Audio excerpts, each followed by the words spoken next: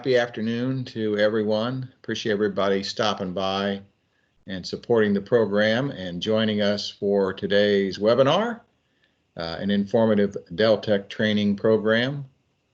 Today's program is being recorded, and I'll distribute the link and post it so that you can take advantage of it if you want to review it or distribute it among your folks. And of course, we'll keep it archived. Reminder about the purposes of our program. We, of course, at iCERT are interested in your growth and success, and that's why we're providing this service at no extra cost. If you happen to know other public safety providers that could benefit from iCERT membership, I hope you'll please invite them to investigate joining, because a stronger iCERT certainly helps everyone. I do want to also have a special shout out thanks to Jason Hannock, our Deltek representative today, for leading our discussion. Jason's going to review the lead spreadsheet, discuss key terms and searches, provide suggestions on how to maximize the benefits of this information. We do review key term suggestions that people provide with Jason regularly and update the search. He reminded me that if anybody ever encounters a bid or proposal through their own efforts and it didn't get captured in a search, let us know, because that's good information for us to go back and double check key terms and searches, and we'll make sure to make adjustments so that we capture things like that in the future. To help with background noise, you all have heard this before. Please mute your phone using *6. If you're on your computer, please mute your mic. Looks like everybody has. Everybody's getting so used to doing this now. Please type your questions using the team chat button feature, and we'll answer as many questions as we have time to do, certainly. And if you have any questions in the future, just send me an email at executivedirector@theindustrycouncil.org, and we'll of course get you a response. I also want to thank my friend Paul Moskowitz from Codan Communications for helping with this. He suffered through the birthing of this program, and Paul, I really appreciate your help with this. So with that, I will turn this over to Jason to take us through the program. All right, thanks, Kim, and thanks everybody for joining today. And first and foremost, I wanted to reiterate what Kim said, that I've worked with a lot of associations over the years. And some of them invest in their members a lot more than others. So I think it's very telling that iCERT has taken the initiative to invest in this type of program, specifically to give more business opportunities to the members. So I'm going to share my screen. Okay. Can everybody see my screen all right? Should be the Excel file. Actually, I do not see that. Nor do. Oh, I do. Oh. Did it come up now? Yes, I see it now. Okay. So I'll remember that. It might be lagging behind. But essentially what you're receiving from iCERT each morning is a feed of new opportunities that GovWin is capturing over the last 24 hours. GovWin is a product of Deltek. Deltek is the parent company. GovWin is a product of that tracks all public sector spending from the federal level down to the state and local levels. We monitor thousands and thousands of websites on a daily basis to make sure that we're capturing new procurement opportunities, even into online newspapers, some hard copy newspapers. So really anywhere and everywhere that agencies are going to post new bid announcements and new procurement, we're monitoring those on a daily basis. I'm not sure if anybody that's listening to the call today has used GovWin before, or a similar service called Onvia. Onvia was the company that I started with GovWin, and Deltek purchased Onvia in Q4 of 2000. 2017. So we've been with Deltek roughly for about 2 years now, and they rolled the OnVia system and data into the GovWin platform. So Deltek was always known as being very strong on the federal side, and OnVia was known as being very strong on the state and local side. So combining those two services kind of brought the best of both worlds. So working with Paul and Kim, we were able to identify some areas that we wanted to capture. So we weren't giving members just anything and everything that was coming through. We really wanted to focus on the public safety industries and kind of built the search based on that. So it's a fine line. We want to make sure that we're capturing everything, but not capturing so much that you start getting a bunch of noise filled into your system. And like Kim said, we do go over the search criteria on a regular basis. For the past month or two, it's been almost on a weekly basis. So if anybody has any suggestions or just wants to make sure, hey, are you capturing these types of opportunities? Examples are a great thing for me to use because I can look them up in our system and see how our company tags those. And I'll get into tags here in just a couple minutes. And as Kim said, if you ever find a project that you didn't see come through the email notifications, always feel free to forward that over to Kim. He can provide it to me, and I can look it up in our system and just make sure it's within the criteria that we've set. And if it's not, I can always add that, and then that will produce those results moving forward. So once we pull in new procurements, we go through a pretty extensive process to categorize, or what we call, we use tags. So I've been with Deltek and OnVia now for almost 10 years. And over that time, and even the time before I joined OnVia, that became part of GovWin and Deltek, we were monitoring procurement. And I'm sure, like many of you know, depending on which agency you're working with, they might call something very different than somebody else, but they essentially mean the same thing. So that's why we developed our tag system to try to get our clients to move away from being very keyword heavy on their searches, because keywords can definitely pull up relevant opportunities.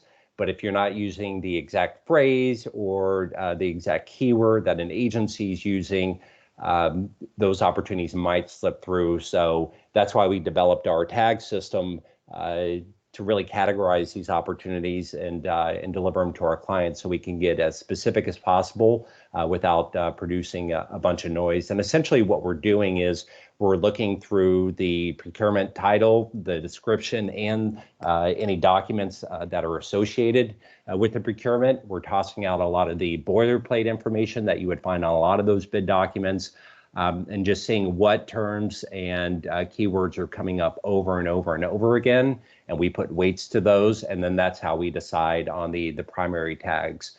So once you get used to the file, the primary tags might be is probably going to be an option you want to start utilizing if you want to start filtering the opportunities. I think the file that came through today had about 100 projects on there.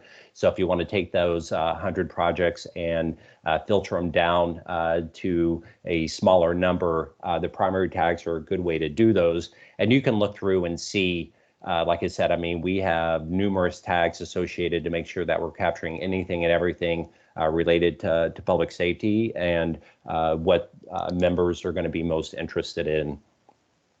The primary tags are what is really driving the search results.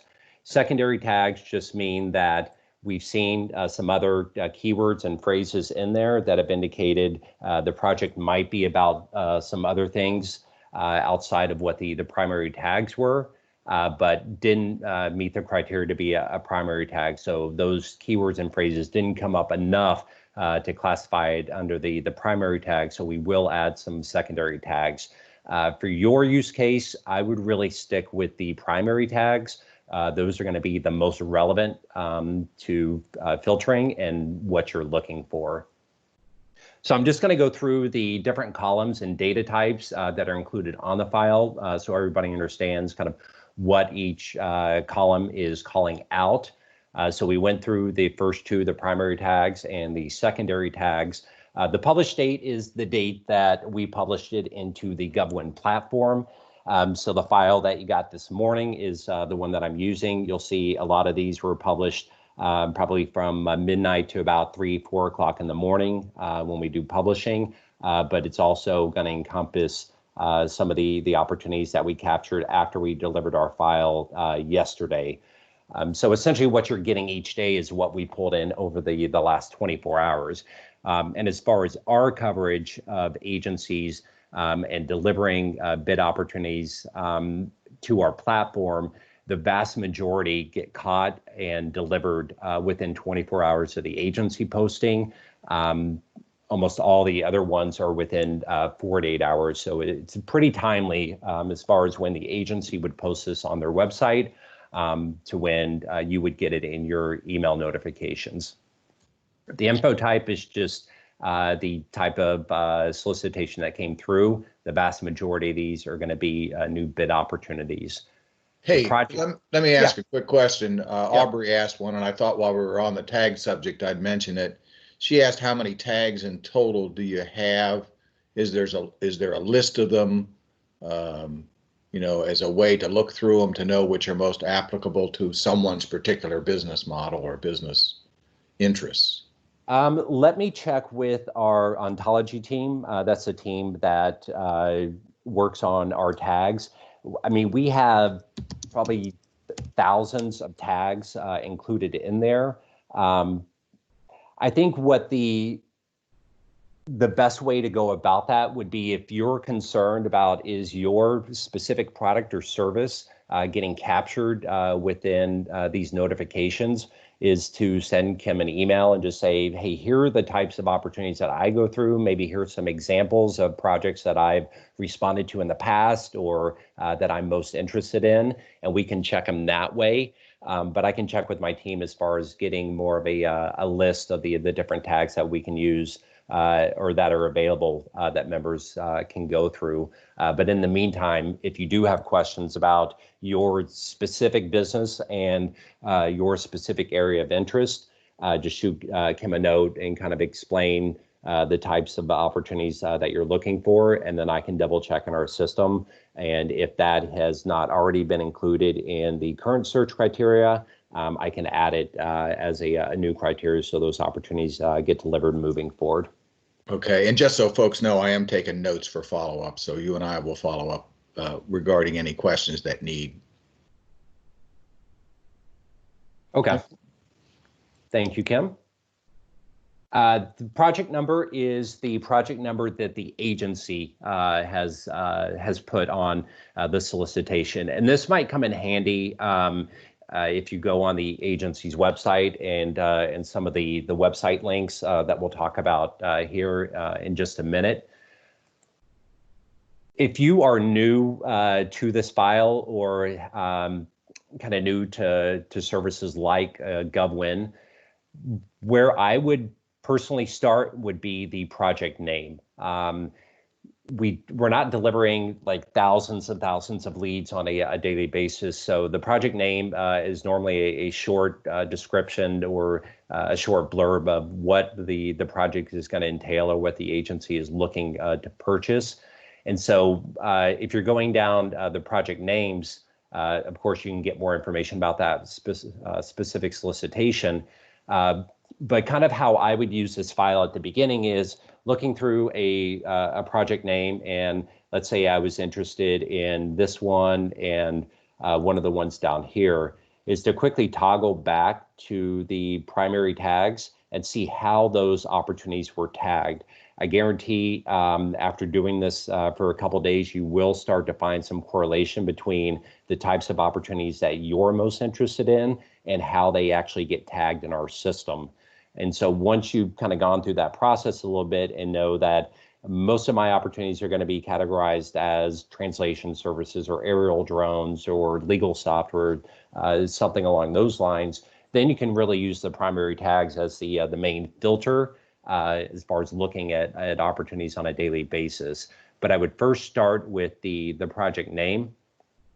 and then maybe even the project description, and we'll see that in a column here in just a second, because like everybody may know, different agencies use different terminology. Some agencies are going to be very specific in the title of their project or their bid and exactly what they're looking for. Others might be a little bit more generic.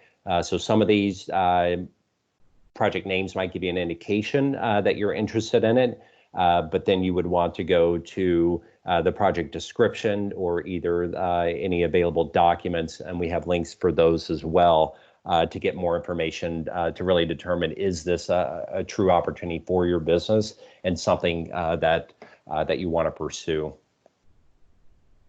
The owner is the issuing agency. So there are going to be times where the product or services being bought is not actually going to be used by the city of or the county. It might go to a school district.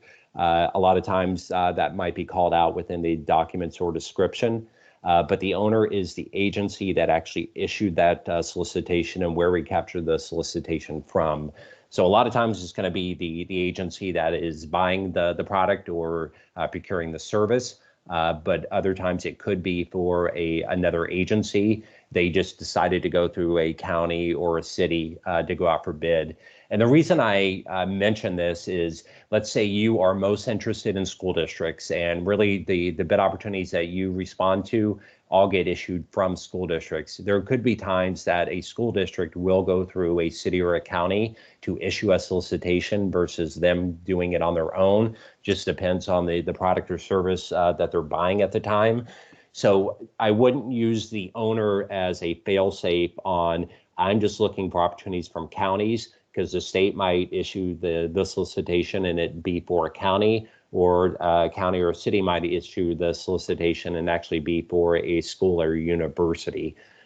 So that's really where I would lean more on the project name and the project description to figure out, is this a good opportunity for you? And then you can go through the rest of the information about the solicitation, like who the owner is. The owner address is the address of the agency that's issuing the procurement. Owner address 2 would just be if they have anything in addition to it, like suite, PO box, anything along those lines. Of course, we have the owner city, the owner state. So if you only work in a specific part of the country, owner state might be a good filtering mechanism for you, at least initially. And then you can just look at opportunities in the specific states that you're working and go through those. So you could take this list from 100 down to maybe 10, depending on what state you work in. And then you could just go through the project name and description after that. The owner's zip code. The submittal date is the date the agency has indicated when the solicitation is going to be due. We have a contact name. So we will pick up any contacts that are from the agency itself. And we will post those. And we even have suggested contacts, because not every solicitation we capture has a name or a contact listed on there. The only criteria that we require for a name, if there is a procurement that has just a name without a phone number or email, we won't capture that information. So it just has to be a name with either a combination of either a phone number or an email. One of the two, doesn't have to have both. But if it has a name and a phone number, or a name and an email, or both, then we will pick up that name and that contact and attach it to the specific solicitation.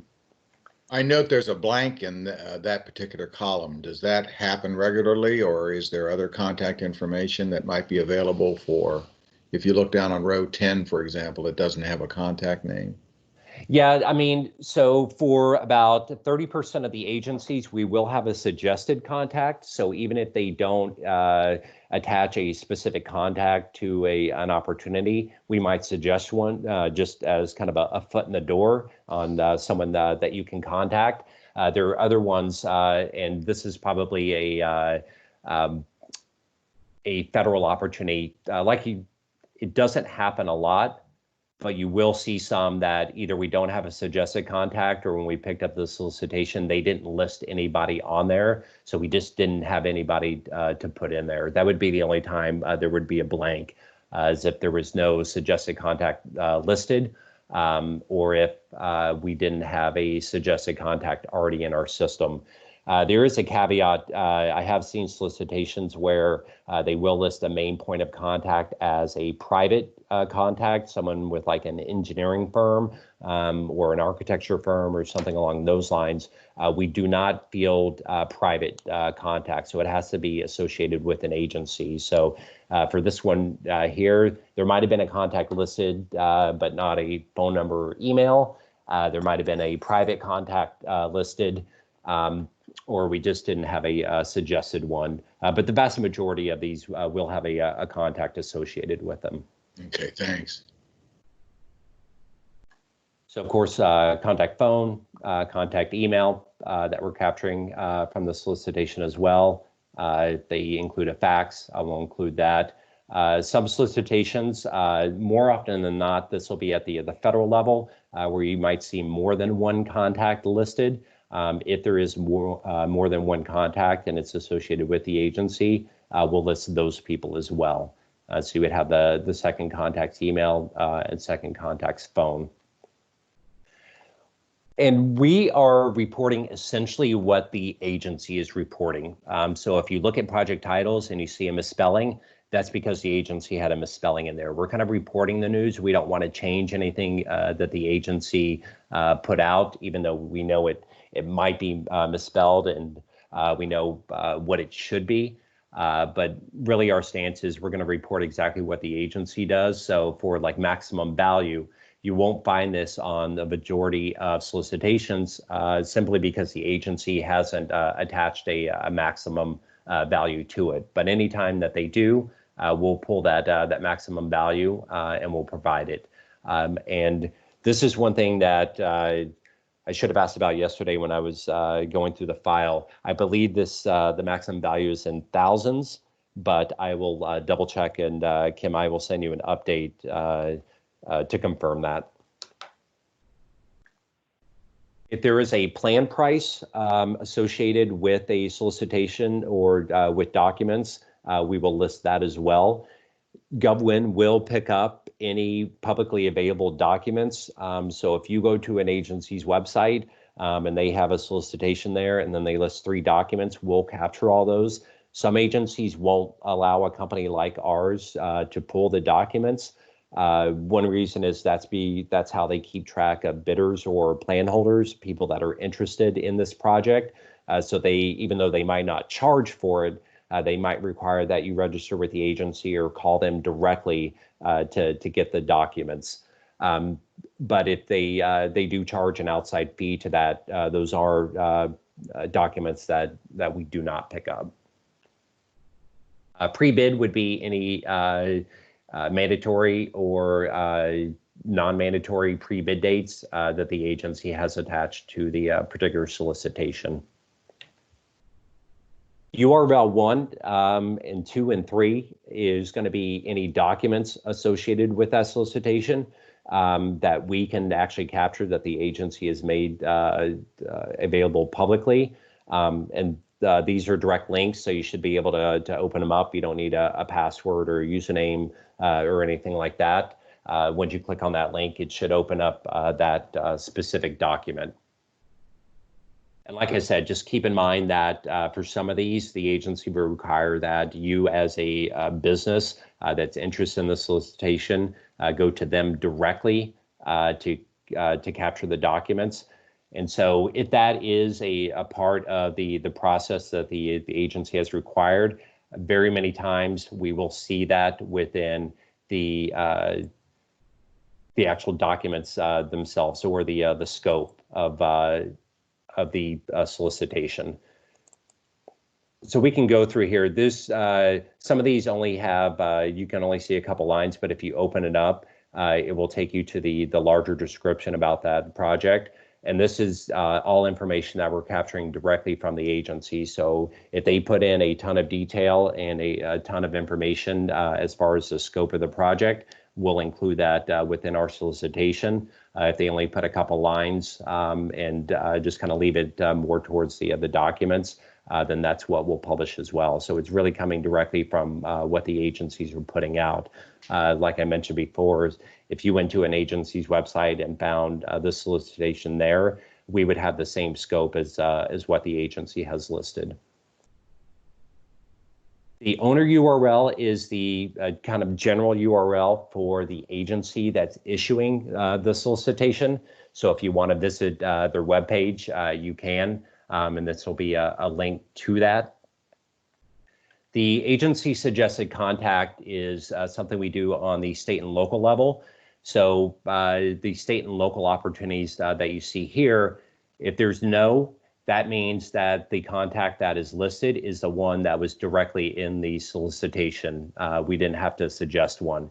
If you do see a yes here, that means we didn't capture a contact when we picked up the original solicitation, but we have suggested one within that agency. So that suggested contact is more meant kind of as a runway or a foot in the door. It might not be the exact person working on that particular project, but it's kind of our best case or a best suggestion.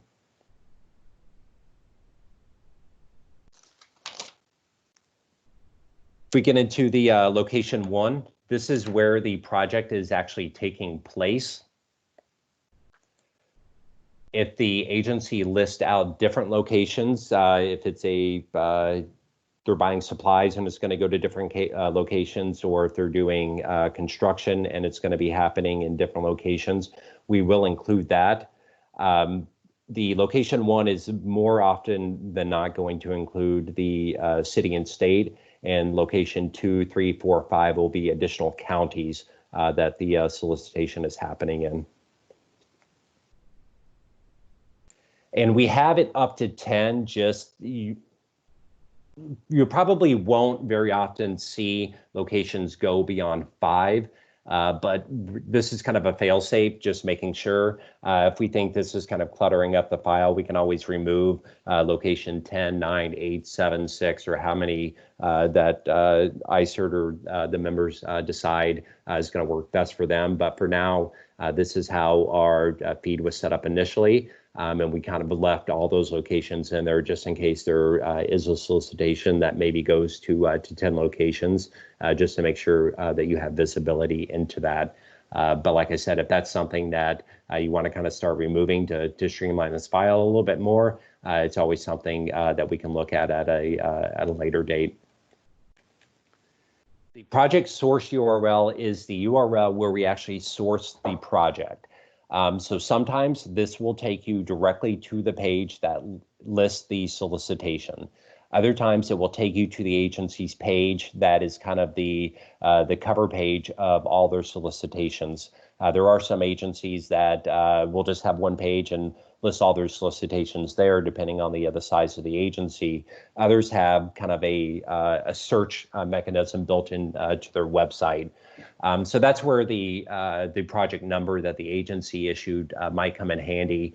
If you click on this link and you get to kind of a cover page or a page that starts off at a search, I would just use the details that you find in this document, either the project title, the project number, something along those lines, enter it into that search box, and it should take you to that page specifically that has that project on there. So like I said, some of these will take you directly to the pages. Others, you might have to do 1 or 2 more steps after that to get to the exact page that has the project that's currently listed on the file. We do have agreements with some other services like ours that go out and capture bid notifications. I'm not sure if anybody is familiar with DemandStar. DemandStar was a site that Onvia owned before we joined GovWin, that about 350 different agencies used to post procurement information. So they would post it directly on DemandStar. They might post it on their website as well. But they were essentially using DemandStar as a hub to post all their solicitations. There are other sites out there that agencies use kind of similar to that, BidSync being one of them, for solicitations that may be found on a kind of a, I guess you would say, a competitor's website. We have relationships with agencies like that where they'll come directly to us to post information. We let those sources capture our information as far as the project title and description, but we won't allow them to get the documents. It kind of works the same way. So there might be sites where you actually have to register or sign up to get the documents.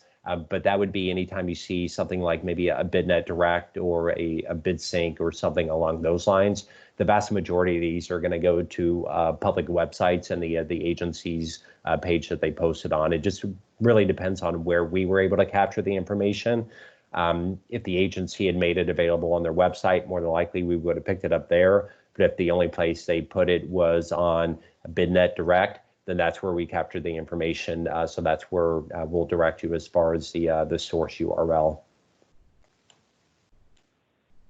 GovWinID is the internal ID that GovWin has attached to the solicitation.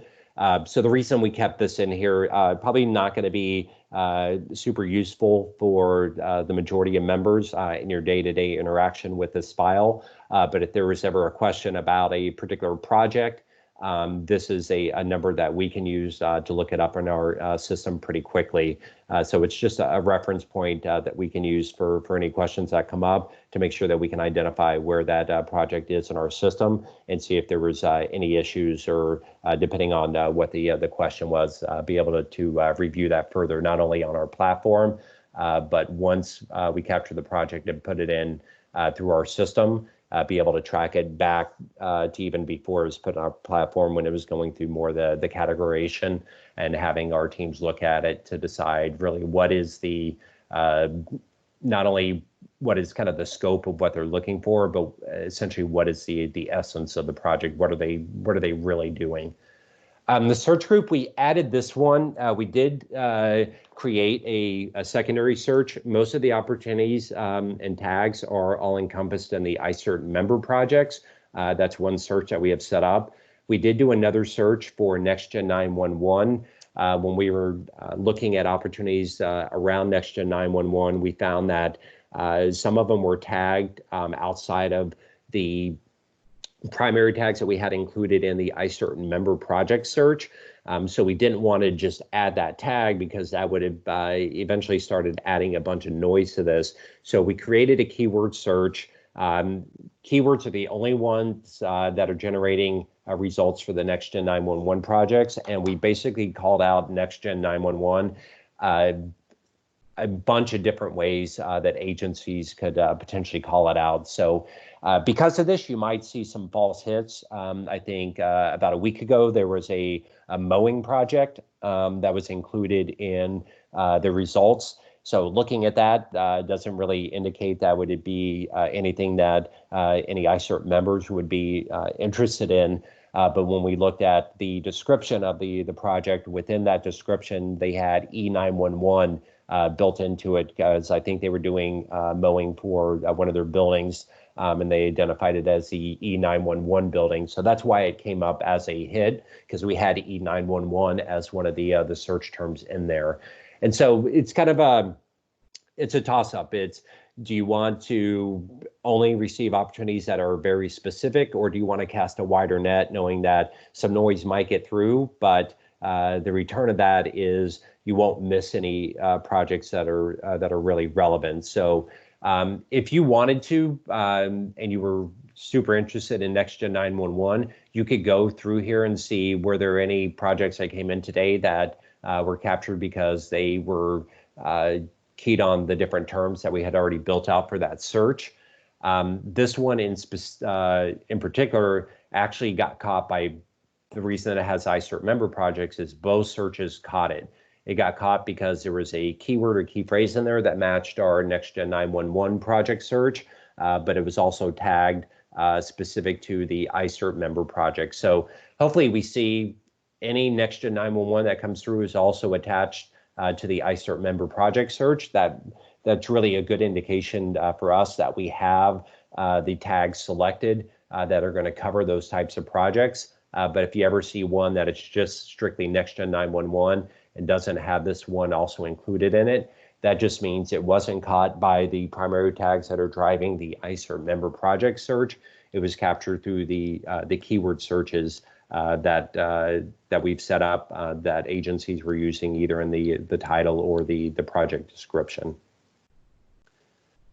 I guess going through, just to kind of summarize as far as just getting started with this file and being able to search kind of efficiently, I would start with the project name, go through here pretty quickly and see if there's any projects that you might be interested in or that fit your business products and services that you're offering. I would kind of toggle back over to the primary tags to see how those were actually tagged, to see which tags keep coming up over and over again. And like I said, eventually you'll start seeing a strong correlation between the projects you're interested in and the tags that were used to bring those projects in. So you can start using the primary tags as a main filter when you're going through the file results. But I would also rely heavily on the project description at the beginning as well, because the search title is probably going to be more of a sentence, not going to go through a lot of detail. So the title is going to give you an indication this is something you might be interested in. The scope is probably going to give you either a stronger indication that it's something you're interested in, or it will disqualify that opportunity. And then you also have the ability to look through any of the documents that might be associated to get even more detail about it. So for a lot of these, you can probably do a kind of an interested, not interested decision pretty quickly by looking at the title, the scope, and the documents. And then if you wanted to follow up on this project even further, you can always go to the agency source URL and look it up directly with that agency. I will say that this file is delivering new opportunities that we're capturing on a daily basis. So if you see a project that you're interested in and want to continue following that project to see if any additional pieces of information come out, if they do an amendment, if they change the date that the project is due, I would use the source URL and the issuing agency and kind of bookmark that and just a lot of agencies are going to require that you kind of register with the agency or start submitting information related to the bid. So they'll keep you on that list and keep you up to date. But if there's something you're really interested in, I would keep the source URL and maybe check back every day or two to see if they've updated certain things. Of course, we could put updates in this file, Kim, if you wanted to do that, or if members wanted to do that. The one thing I would caution about that is the file that came through today was about 100 projects. If we put all the various updates that might happen, we could potentially take the results from 100 to 500 pretty easily by updating past procurement. So that's why we haven't included at the kind of the onset, is to make sure this is as streamlined and efficient for you to use on a daily basis. So that's just one bit of caution that I would throw out is if you're interested in a project, make sure you're checking back with the agency to see if there's any updates to that solicitation or any additional information the agency might have released after the initial bid letting that we have captured. So really, that's kind of what I wanted to make sure that we ran through today is really what the file is showing, the different data pieces that are included in there. Kim, did you have any questions that came through as I was kind of going through the file that you want to go over? No additional questions. We'll pause here for a minute and let somebody either type one in, or because we don't have a giant crowd, if somebody wants to just ask their question, we Actually, can do that. Kim, if this is Paul, if I may, I'd like to share a a little shortcut I use to help me filter through results when I do get this file. Yeah, that'd be great, Paul. So Jason, I'm going to hit request control. I don't know if it will work, but if you wouldn't mind allowing me for just a moment to look at the sheet. Okay. Yep, there you go. We're going to see if this works. What I do is I go to the spreadsheet and I highlight the whole spreadsheet by clicking in the top corner, and I just make the columns a little smaller for initial use. And then I also scroll over to the beginning. So let me just go back to the beginning of the file. So now I've scrolled everything, so it's pretty much not that long. And then I highlight the first row and I go over to where it says filter, and I just do filter. Now what I can do is, and I'll just use an example here. I'll just go here and I'll do, under search results, it'll be a text filter. And all I'll do here is I'll just type in a word now. I'll just do cloud. Say I want to see everything that's got cloud associated with it. Well, in that case, it filters to just one, and that's all I have to look at. So now it no longer matters to me how it's sorted. Now, I may, in fact, decide I want to go through this, and this is a nice way to summarize what's there. And I may know I want to see a few of these. So in that case, I'll unselect all, and then I'll just select the 2 or 3 that I might really want to just see. In this case, I'll just do those 3, and then there they are. The same filter will now work on every column. So as Jason was suggesting, going over to the project name, conceivably it may not, you could have something here where I'm sorry, I'm in the wrong place. Go to the project name. Here I'll just type in the word cloud as well. Of course, I'll have no idea if this will work, but let's try it. And sure enough, it found the one with the word cloud in the project name. So it's just a shortcut as this list does grow, or if this list is more than a couple of pages, for you to figure out more immediately what's appropriate for your team. And the reason why I make the columns small is, let me just use another, I'm going to just get rid of the word cloud here for a second. I'll just give you one more example why this is important. So let's just go here to a primary tag, and I want to look for the word computer. Let's just hope that computer shows up in a lot of things. Okay, sure does. So I made it small so that I have an easier time just scrolling over. And in this case, I'll go over and I'll look at project names might be important to me and say, you know what? I don't have anything to do with healthcare, so I'm going to just skip those. But this one might be interesting to me. So it's a way to take a quick look at a project name and an owner in a very quick way with a very shorter subset view of this data. So thank you. Thanks, Paul. That's actually a great suggestion, and something that you could also do with the project description if you want to filter those down and add a keyword there. That could be a filtering mechanism as well too. But I know Paul has used this file for a little bit, so he probably has a pretty good indication of the primary tags that he's most interested in. So that's why I was suggesting, if this is something you're just kind of getting used to, is start seeing if there's a correlation between once you look at the project name and description and how they're tagged. Once you get that correlation and you know that the vast majority are going to be tagged either this, or this, you can use this filtering function that Paul just kind of demonstrated to quickly remove all the other tags and just select the ones that you're most interested in. So you can quickly get to a point where even though there might be 200 opportunities on this file, you're able to filter down to just the 10 that are most relevant to you, and just look through those pretty quickly to decide if it's something you want to follow up on or not. I think a couple of the points you made are worth reiterating. One is that certainly people want to find new opportunities and be able to aggressively pursue those through this information. It's great to be able to validate other marketing sources. I thought it's something I hadn't really focused on, but one that you mentioned a while back, Jason, was using this over time to build your own network of influence and registrations so that you are registered and visible to target organizations going forward. And that could last for a long time, years, that sort of thing. So there are lots of ways to use this information and this process in a way that benefits you. Not just, again, the direct opportunities are great, and we hope people find a lot of them and bid on them and win them.